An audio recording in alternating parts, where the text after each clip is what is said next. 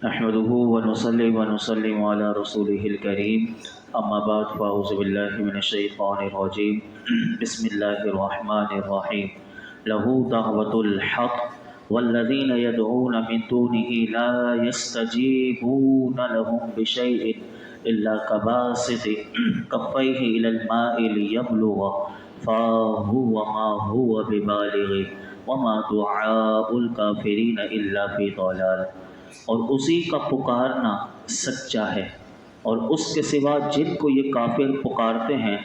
وہ ان کی کچھ بھی نہیں سنتے مگر اس کی طرح کہ جو پانی کے سامنے اپنی ہتھیلیاں پھیلائے بیٹھا ہے کہ اس کے منہ میں پہنچ جائے، حالانکہ وہ ہرگز اس تک نہ پہنچے گا، اور کافروں کا پکارنا گمراہی میں ہی ہے۔ لہو دعوت الحق کہ اسی کا پکارنا سچا ہے، اس سے مراد اللہ رب العالمین کی وحدانیت کا اقرار اور لا الہ الا اللہ کی گواہی دینا یہ حق ہے، یا پھر اس کا معنی یہ ہے کہ اللہ دعا قبول کرتا ہے، اسی سے دعا کرنا یہ سزاوار ہے۔ اس آیت میں یہ بھی فرمایا کہ اور اس کے سوا جن کو یہ پکارتے ہیں، یعنی کفار جو بتوں کی عبادت کرتے ہیں اور اس سے مرادیں مانگتے ہیں وہ ان کی کچھ بھی نہیں سنتے۔ پھر اس کی مثال اللہ رب العالمین نے قرآن سے دی، فرمایا کہ ان کی مثال ایسے ہے کہ جیسے کہ کوئی پیاسا ہو اور اس کو پیاس لگی ہو تو وہ پانی کے سامنے جا کر پانی کے سامنے اپنی ہتھیلیاں پھیلائے، اس لیے بیٹھا ہے کہ پانی خود بخود اس کے منہ میں پہنچ جائے، تو فرمایا ہتھیلیاں پھیلانے اور بلانے سے پانی کنویں سے نکل کر اس کے منہ میں کبھی بھی نہیں آئے گا، کیونکہ پانی کو نہ علم ہے نہ شعور ہے کہ جس کی وجہ سے پانی کو پتہ چلے کہ کوئی پیاسا میرے پاس اپنی ہتھیلیاں پھیلائے بیٹھا ہے، تو نہ پانی کو علم ہے نہ شعور ہے کہ جس کی وجہ سے وہ اس کی حاجت کو اور پیاس کو جان لے اور اس کے بلانے کو سمجھے اور پہچان لے۔ تو فرمایا نہ پانی میں یہ قدرت ہے کہ اپنی جگہ سے وہ حرکت کرے اور اپنی طبعی تقاضے کے خلاف اوپر چڑھ کر بلانے والے کے منہ میں پہنچ جائے۔ تو فرمایا یہی حال تمہارے بتوں کا ہے کہ نہ انہیں تمہاری بت پرستی کے پکارنے کی خبر ہے اور نہ ان کو تمہاری حاجت کا شعور ہے، اور نہ یہ بت تمہیں نفع پہنچا سکتے ہیں اور نہ نقصان پہنچانے پر کچھ قدرت رکھتے ہیں۔ فرمایا کہ کافروں کا بتوں کو پکارنا بیکار ہے، کیونکہ یہ ان سے طلب کر رہے ہیں کہ جو نہ نفع پہنچا سکتے ہیں اور نہ نقصان دور کرنے کا اختیار رکھتے ہیں۔ لیکن یاد رکھو کہ اللہ کو پکارنا یہ بیکار نہیں، اگر وہ چاہے تو تمہاری دعا قبول فرما لے۔ لہو دعوت الحق کہ اسی کا پکارنا سچا ہے، اگر وہ چاہے تو تمہاری دعاؤں کو قبول فرما لیتا ہے، اور دنیاوی معاملات سے متعلق مانگی ہوئی تمہاری دعائیں اللہ قبول کر لیتا ہے اور اس کا ظہور بھی نظر آ جاتا ہے۔ اور فرمایا اگر وہ جنت اللہ سے مانگیں تو اس جنت مانگنے کی وجہ سے ایسے کافروں کو اللہ ایمان کی توفیق عطا فرما دیتا ہے، تو یہ اس کا کرم ہے۔ آگے ارشاد فرمایا وَلِلَّهِ يَسْجُدُ مَن فِي السَّمَاوَاتِ وَالْأَرْضِ طَوْعًا وَكَرْهًا وَظِلَالُهُم بِالْغُدُوِّ وَالْآصَالِ، اور جو آسمانوں اور زمین میں ہیں سب خوشی سے خواہ مجبور ہو کر اللہ ہی کو سجدہ کرتے ہیں، اور ان کے سائے ہر صبح و شام، یعنی آسمانوں میں جتنے فرشتے ہیں اور زمین میں جتنے اہل ایمان ہیں سب خوشی سے، اور جب کہ کافر اور منافق شدت اور تنگی کی حالت میں مجبور ہو کر وہ اللہ کو سجدہ کرتے ہیں۔ علماء فرماتے ہیں سجدہ کرنے سے مراد ایک تو وہی ہے کہ جیسے سجدہ کرتے ہیں، اور ایک یہاں جو سجدہ کرنے سے مراد کہ کافر اور منافق، تو فرمایا اس سے مراد وہ اللہ کے حکم کے سامنے بے بس ہیں اور اللہ جیسا چاہے ان میں تصرف فرماتا ہے، اور سب اللہ کے قانون فطرت کے پابند ہیں۔ اور اسی طرح فرمایا کہ سایوں سایوں کے سجدہ کرنے سے مراد یہ ہے کہ سائے بھی اول سے لے کر آخر تک اللہ کے حکم کے پابند ہیں. وہ جب چاہے تو سائے کو بڑھا دیتا ہے، سایوں کو کم کر دیتا ہے. سائے تو سارا دن ہی ہوتے ہیں، لیکن اس آیت میں صبح و شام کا بطور خاص اس لیے ذکر فرمایا کہ ان دو اوقات میں بندہ دیکھتا ہے کہ سایہ بڑھتا بھی ہے اور گھٹتا بھی ہے. یہ آیت سجدہ تھی جو میں نے آپ کے سامنے پڑھی. یہ پڑھنے کے بعد سجدہ واجب ہوتا ہے، تو آپ تمام احباب سجدہ کر لیجئے. اس کے بعد اگلی آیت میں آپ کے سامنے بیان.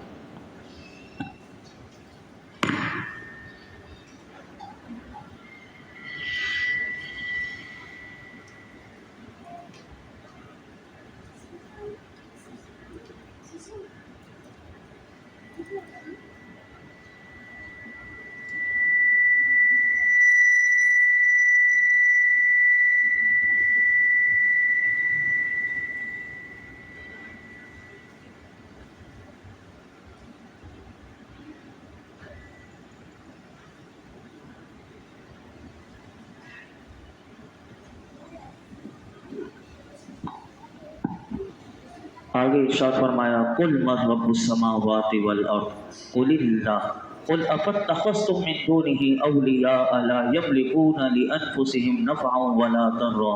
قل هل يستوي الاعمى والبصير ام هل تستوي الظلمات والنور ام جعلوا لله شركاء خلقوا كخلقه فتشابه الخلق عليهم قل الله خالق كل شيء وهو الواحد القهار. تم فرماؤ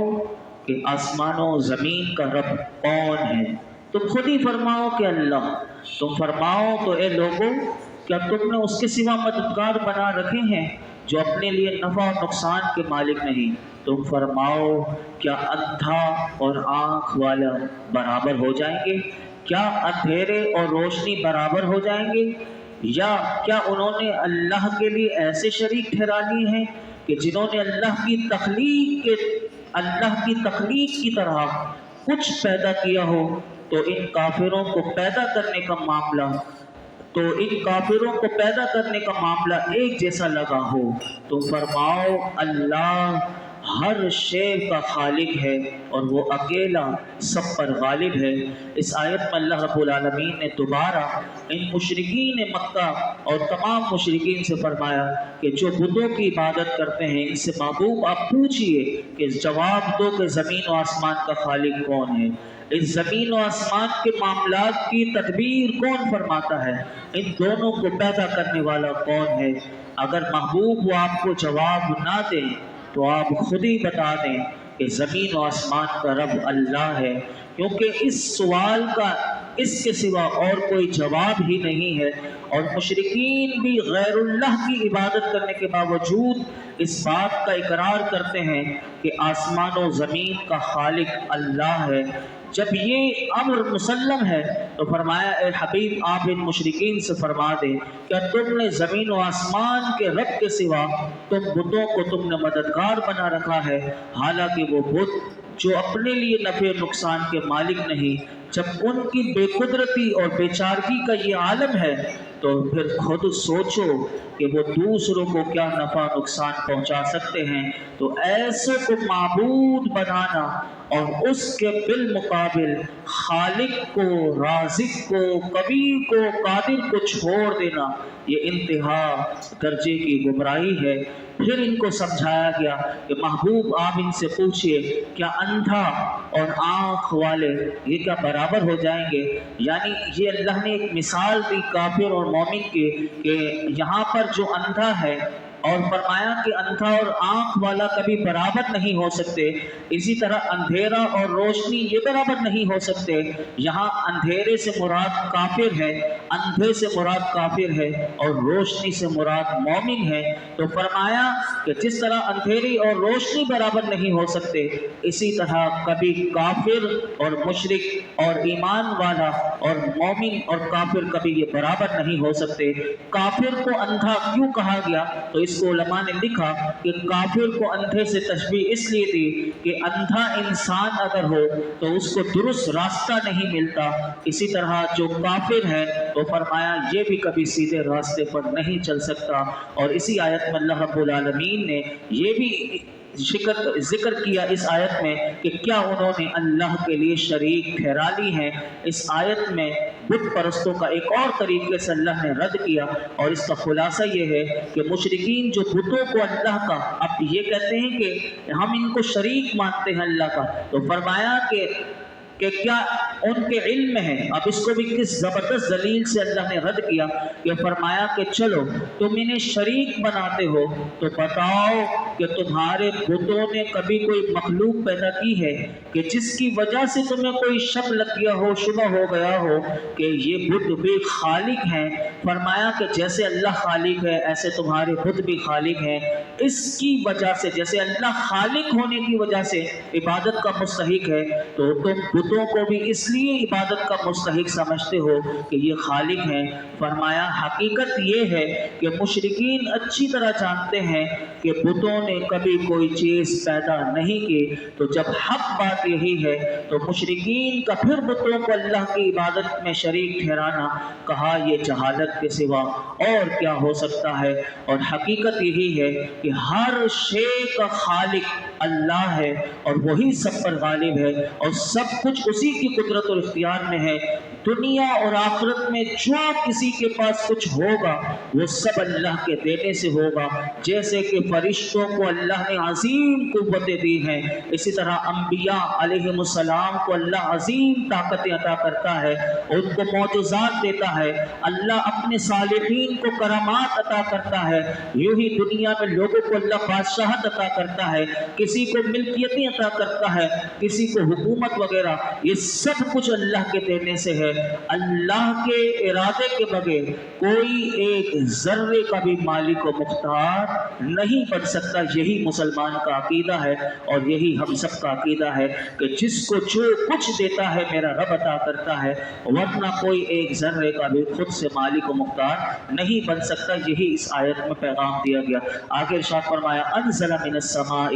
ماء فسالت اودیۃ بقدرها فاحتمل السیل زبدا رابیا ومما یوقدون علیہ فی النار ابتغاء حلیۃ او متاع زبد مثله كذلك يضرب الله الحق والباطل فاما الزبد فيذهب جفاء واما ما ينفع الناس فيمكث في الارض كذلك يضرب الله الامثال۔ اور اس نے آسمان سے پانی اتارا تو نالے اپنی اپنی گنجائش کی بقدر بہ نکلے، تو پانی کی روح اس پر ابھرے ہوئے جاگ اٹھا لائی، اور زیور یا کوئی دوسرا سامان بنانے کے لیے جس پر وہ آگ دہکاتے ہیں اس سے بھی ویسے ہی جاگ اٹھتے ہیں۔ اسی طرح حق اور باطل کی مثال بیان کرتا ہے تو جاگ تو ضائع ہو جاتا ہے، اور وہ پانی جو لوگوں کو فائدہ دیتا ہے وہ زمین میں باقی رہتا ہے، اور اللہ یوں ہی مثالیں بیان کرتا ہے۔ یہاں پر اللہ رب العالمین نے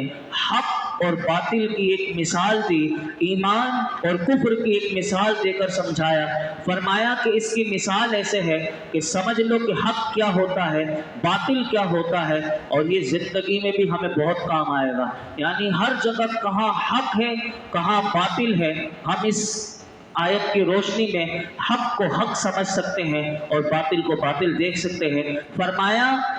کہ باطل اس جھاگ کی طرح ہوتا ہے کہ جو ندیوں میں اس کی وسعت کے مطابق پانی کی سطح پر، یعنی جب ندیوں میں پانی بہتا ہوا جا رہا ہوتا ہے تو اوپر جھاگ بن رہا ہوتا ہے، اسی طرح سونا، چاندی، تانبا، پیتل وغیرہ یہ دھات ہوتی ہیں، ان کو بھی جب پگھلانے کے لیے گرم کیا جاتا ہے تو اوپر سے جھاگ بن جاتا ہے، اور اس کی جو مائع کی جو سطح ہوتی ہے اس کے اوپر جھاگ آ جاتا ہے۔ فرمایا جب حق کی مثال ایسے ہے کہ جاگ کے علاوہ باقی بچ جانے والی اصل چیز کی طرح یہ حق ہوتا ہے، اور اسی طرح اگر بہتے ہوئے پانی میں یا پگھلی ہوئی معدنیات کی سطح پر جاگ ظاہر ہو تو یاد رکھو کہ وہ جلدی سے ظاہر ہو جاتی ہے، یعنی جاگ مستقل ہمیشہ نہیں رہتا، وہ ختم ہو جاتا ہے۔ فرمایا ایسے ہی کوئی باطل ہو چاہے وہ کتنا ہی ابھر کر آ جائے، بعض حالتوں میں وقتوں میں وہ بھی جاگ کی طرح ہوتا ہے، اور حد سے بھی اونچا ہو جائے،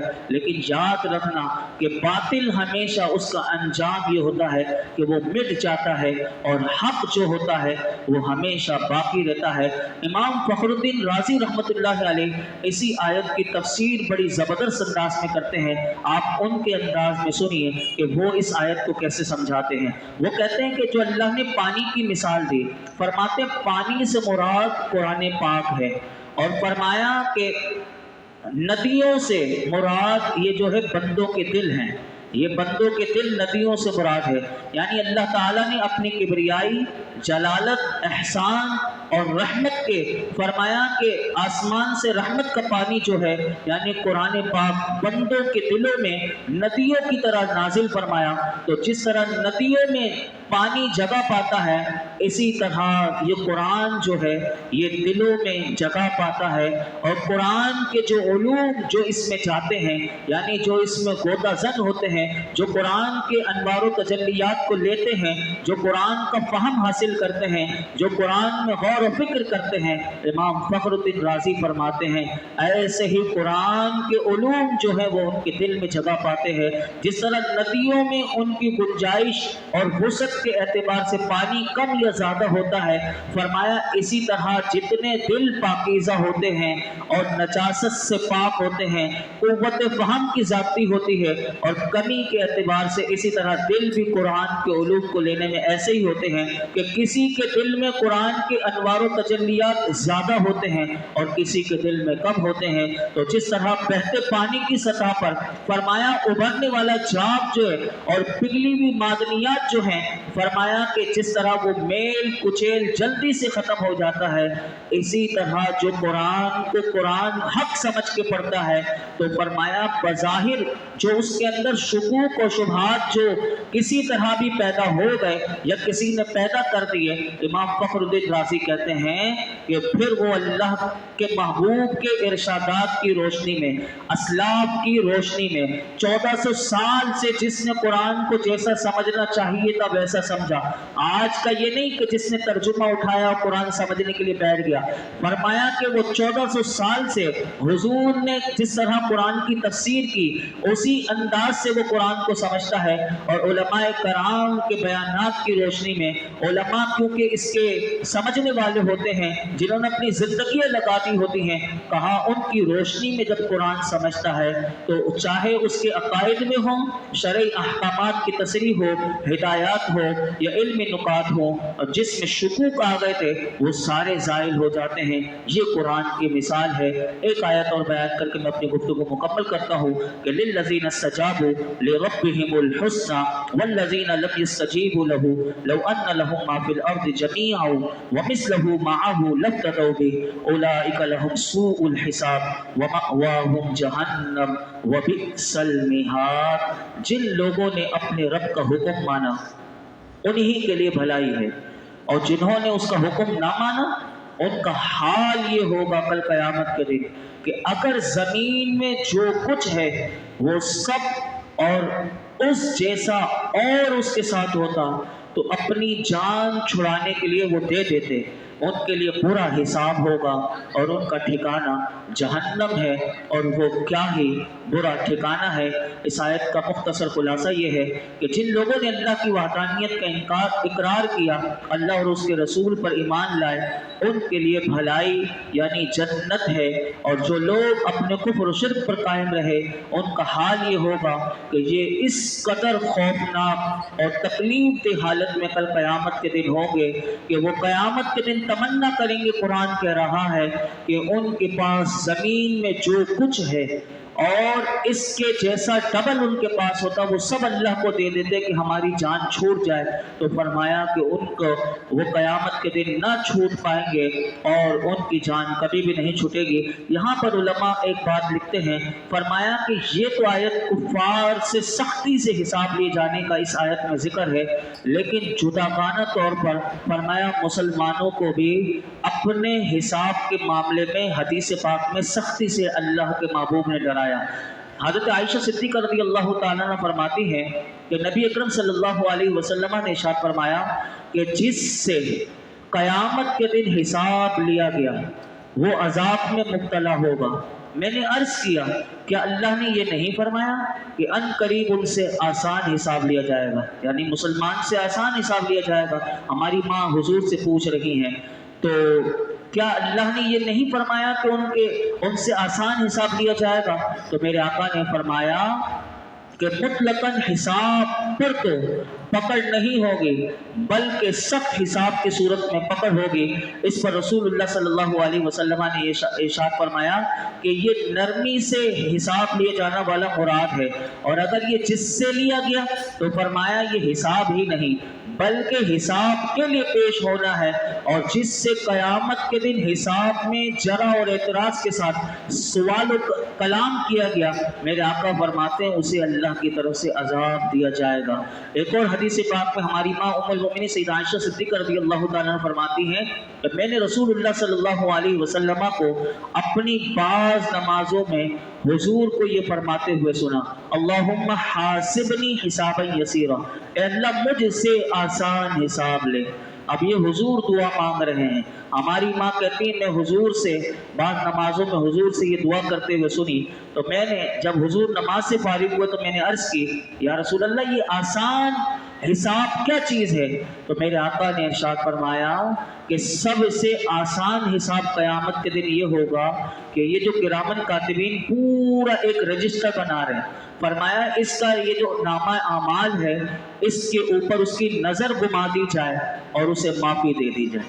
یعنی اس کو دیا جائے اور اس پر وہ پورا اس کو نظر گھمائے کہ میری زندگی کیسے گزری، یعنی پورا اپنا حساب کتاب دیکھ لے کہ اس نے زندگی کیسے گزاری اور پھر اسے معاف کر دیا جائے۔ میرے آقا فرماتے ہیں عائشہ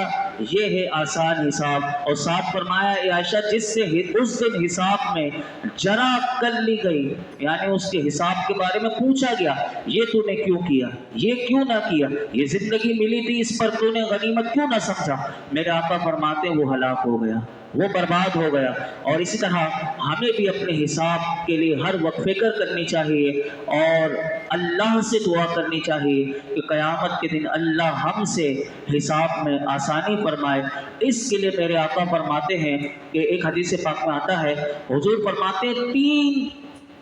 خوبیاں، تین اوصاف جس شخص میں ہوں گی اللہ اس کے قیامت کے دن حساب میں آسانی فرمائے گا اور اپنی رحمت سے اسے جنت میں داخل کر دے گا۔ صحابہ کرام قربان جائیں، حضور سے پوچھ لیا یا رسول اللہ ہمارے ماں باپ آپ پر فدا ہوں، وہ بتا دیجئے کہ وہ کون سے اوصاف ہیں کہ جو ہمارے اندر بھی آ جائیں، کل قیامت کے دن اللہ ہم سے آسان حساب لے اور ہمیں بھی جنت عطا فرمائے۔ میرے آقا نے ارشاد فرمایا کہ جو تمہیں محروم کرے تم اسے عطا کرو، جو تمہیں محروم کرے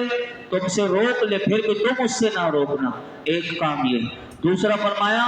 کہ جو تم سے رشتہ داری ختم کر دے لیکن تم نہ ختم کرنا بلکہ تم اس سے صلہ رحمی کرنا، اور تیسرا کام حضور نے فرمایا جو تم سے تمہارے اوپر ظلم کرے تم اسے معاف کر دو۔ جب تم ایسا کرو گے میرے آقا فرماتے ہیں اللہ تمہیں اپنی رحمت سے جنت میں داخلہ عطا فرمائے گا۔ اللہ رب العالمین ہم سب کو اپنے حساب کی فکر کرنے اور نیک اعمال میں مصروف رہنے کی اللہ ہمیں توفیق عطا فرمائے۔ آج کے درس میں جو کچھ سنا اللہ ہمیں اسے یاد رکھنے اور عمل کرنے کی توفیق عطا فرمائے۔ الحمدللہ رب العالمین والصلاة والسلام علی سید الانبیاء والمرسلین وعلی آلہ واصحابہ اجمعین۔ یا رب العالمین جو کچھ ہم نے درس قرآن میں سنایا اس میں کوئی غلطی کوتاہی ہو معاف فرما، اپنی بارگاہ میں قبول فرما، ہم سب کو قرآن حکیم کا فیضان عطا فرما۔ میرے مولا